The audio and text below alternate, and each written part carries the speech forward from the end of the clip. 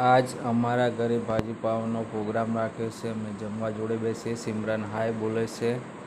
પછી બધા જમવાનું ચાલુ કરીએ છીએ. હવે હું બી જમવા બેસું છું. એમાં બેસું પણ જગ્યા નથી. નિવાન વચ્ચે બેઠો છે.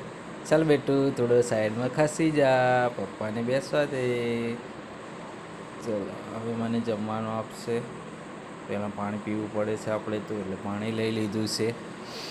હવે આપણે જમવાનું ચાલુ કરીશું. પહેલાં નિવાને ખીચડી ખાવી તે માંગે એટલે એને ખીચડી આપી દીધી છે. હવે મને ભાજી આપે છે. એટલે મને એમ તો ભાજી બહુ ફેવરિટ છે, એટલે મારે બનાવ છે. પણ આજે ભાજી અને પાવ બંને છે મારી જોડે, અને ઓનલી ભાજી જ બનાવી છે, બીજું કશું છે નથી. સાથે છાશ છે. ઉનાળામાં તો છાશ જોઈએ છે. છાશ બધાને ફેવરેટ હોય છે, એવી રીતે અમને બી ભાવે છે ફેવરેટ. હવે અમે ઝાપટાવાનું ચાલુ કરી દીધું છે. જો અમારા એક તો ઘરના મેન બોસ કહીએ એ તો જુઓ, તમે તમારી સામે બી નથી જોતા કેવું લપાલપ ચાલુ કરી દીધું છે ખાવાનું. એકવાર મેં કીધું સામે જો હાય બોલ, તો એ નથી બોલવું એને. જો હું તો કીધું હાય, ચલો ટેસ્ટી બની છે. ઓકે, ખરેખર બહુ જ મસ્ત બની છે. અને આજે અલગ જો હાય કહેવાનું કીધું હતું, એટલે હવે તમને ગાઈસ બોસે કહી દીધું ચલો જમવા.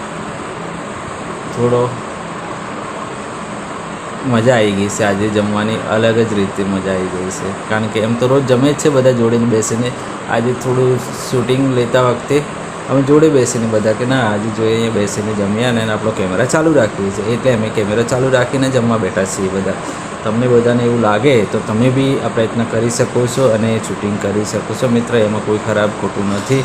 અને તમારા ઘરે તમે જાતે પર્સનલી તમારા ફોનમાં ચાલુ કરી શકે છે. અમારા નિવાનભાઈને ટેવ કેવી છે જુઓ, કે અડધું ખાવું, તોડવું, ફોડવું, અને અહીંયાથી ખાધો ખાધો પાછો ખસી જશે. તમે આખા વિડીયામાં જોજો કેવી રીતે કરે છે.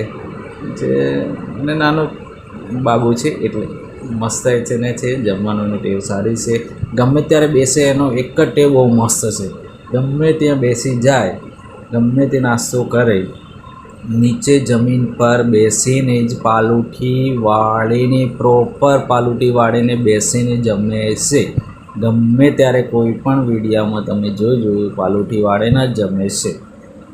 એ અમારો ફાઇનલ નક્કી હોય છે.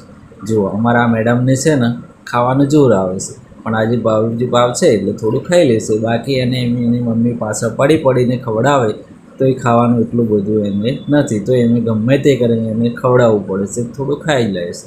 પણ હવે તો ત્યારથી મેડમને થોડું ટેન્શન આવી છે. સ્કૂલો ચાલુ થવાની છે, પણ પછી ત્યારથી સ્કૂલે જવાના છે. બોલો બીજું કે તમે કંઈ જણાવવા જેવું હોય તો જણાવી શકો છો.